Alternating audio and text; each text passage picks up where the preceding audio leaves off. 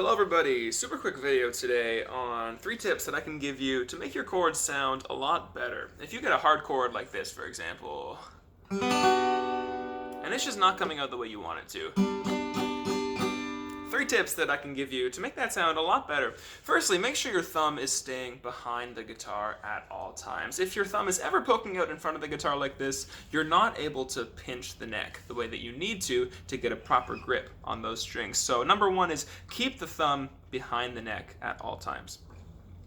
Number 2 is make sure your fingers are not touching the frets. It's easy to touch the frets by accident in the middle of a chord, but you'll notice just by sliding your fingers back just a little bit off of those frets will make a much nicer sound. So number 2 is don't touch the frets.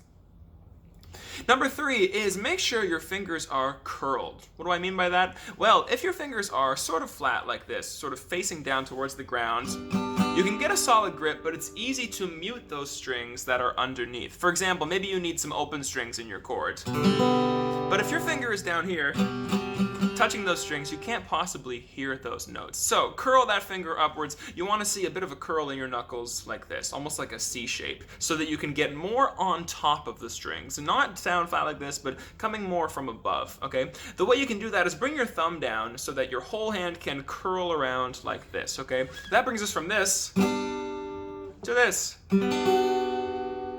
Gotta dig into it a little bit. So number 3 is curl your fingers. And that's it. Keep practicing.